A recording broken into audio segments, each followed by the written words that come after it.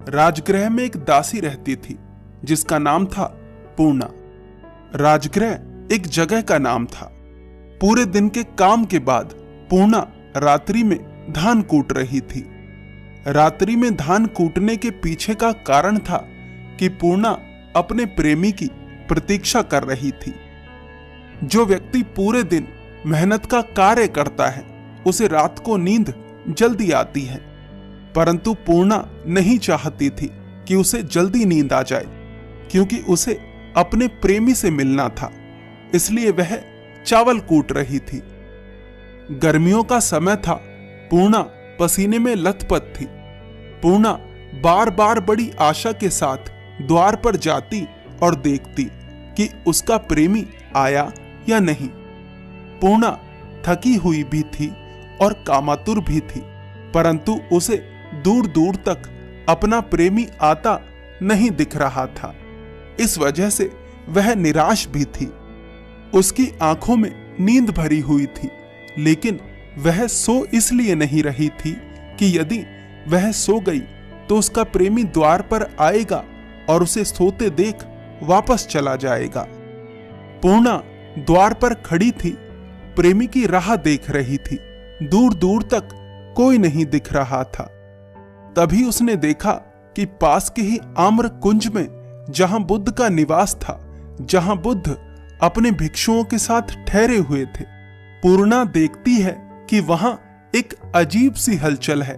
सैकड़ों भिक्षु खड़े थे, सैकड़ों भिक्षु शांत बैठे थे और सैकड़ों भिक्षु चल फिर रहे थे। पूर्णा सोचती है कि इतनी रात को ये भिक्षु कर क्या रहे हैं। पूर्णा सोचती है कि मैं तो अपने प्रेमी की प्रतीक्षा में जाग रही हूं, परंतु ये क्यों जाग रहे हैं, इन्हें किसकी प्रतीक्षा है। फिर पूर्णा अपने मन में सोचकर हंसी, अरे ये सभी भ्रष्ट हैं, तभी तो इतनी रात को जाग रहे हैं। अवश्य ही ये सभी अपनी प्रेमिकाओं की प्रतीक्षा कर रहे हैं। दिन में ज्ञानी बने फिरते हैं और रात में अपनी प्रेमिकाओं से मिलते हैं। जिसके भीतर जो चलता है वह वही सबके बारे में सोचता है। राह देखते देखते पूरी रात बीत जाती है, परंतु पूर्णा का प्रेमी नहीं आता।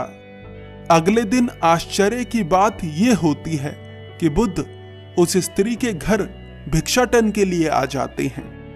बुद्ध को देखकर पूर्णा बुद्ध से भिक्षा के लिए मना करने की सोचती है, परंतु मना कर नहीं पाती। उसके मन में तो आता है कि जिसके शिष्य भ्रष्ट हों वह खुद कैसा होगा, पर पता नहीं क्यों वह बुद्ध से मना नहीं कर पाती। वह बुद्ध को अपने घर में बुलाती है और उन्हें भोजन परोसती है। भोजन करने के बाद बुद्ध पूर्णा से पूछते हैं, पूर्णे, क्यों तू मेरे भिक्षुओं का अपमान करती है। पूर्णा अपने मन ही मन सोचती है कि मैंने तो इस बारे में किसी को बताया भी नहीं कि मैंने बुद्ध के भिक्षुओं को भ्रष्ट कहा था, फिर इन्हें पता कैसे चला। पूर्णा हड़बड़ाकर कहती है, परंतु बुद्ध, मैंने तो किसी की निंदा नहीं करी। बुद्ध कहते हैं, रात की सोच, रात तूने क्या सोचा था। बुद्ध की बात सुन पूर्णा बहुत शर्मिंदा हुई और उसने सारी बात कह सुनाई।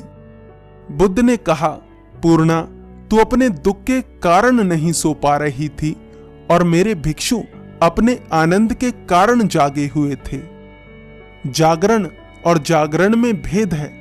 तेरा जागरण दुख के कारण था और मेरे भिक्षुओं का जागरण आनंद के कारण। तेरे जागने के पीछे का कारण विचार और विकार थे और मेरे भिक्षुओं के जागने के पीछे का कारण निर्विचार और ध्यान था। नींद और नींद में भेद है पूर्णे, और जागरण में भी। पुराना जागना छोड़ पागल और नया जागना सीख। जिसे तू जागना समझती है वह जागना नहीं, सोने का ही एक दूसरा रूप है। बुद्ध उस स्त्री को बहुत सारी बातें बताते हैं। उन बातों से उस स्त्री के जीवन में कोई बदलाव आता है या नहीं, ये बात आवश्यक नहीं है। आवश्यक ये है कि इस घटना से हम क्या सीखते हैं। इस कहानी से जो सबसे बड़ी बात हम सीखते हैं वो ये है कि जैसी हमारी खुद की सोच होती है, जैसे हम खुद होते हैं, वैसा ही हम दूसरों को भी सोचते हैं। एक चोर पूरी दुनिया को चोर समझता है, एक लालची पूरी दुनिया को लालची समझता है, एक क्रोधी पूरी दुनिया को क्रोधी समझता है। हमारी सोच सत्य नहीं है, केवल एक दृष्टिकोण है।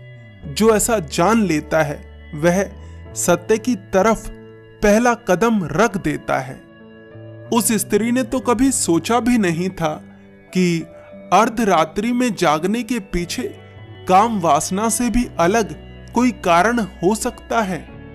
और इसमें उसकी कोई गलती भी नहीं थी, क्योंकि जिस तरह की उसकी संगति रही थी उस तरह की ही उसकी सोच थी, उस तरह का ही उसका दृष्टिकोण था। इसीलिए कहा जाता है कि अपनी संगति बदलो। जिस परिवेश में वह स्त्री पली बढ़ी, उसी परिवेश से उसकी सोच बनी, उसका दृष्टिकोण बना। अब प्रश्न उठता है कि क्या सोच को बदला जा सकता है? क्या दृष्टिकोण को बदला जा सकता है? इस प्रश्न का उत्तर है हाँ। पहले अनजाने में गलत संगति करी, अब जानबूझकर सही संगति कर लो। प्रवचन का उद्देश्य सोच को बदलना ही तो है। आपको ये वीडियो कैसी लगी? हमें अपनी प्रतिक्रिया अवश्य दें। धन्यवाद।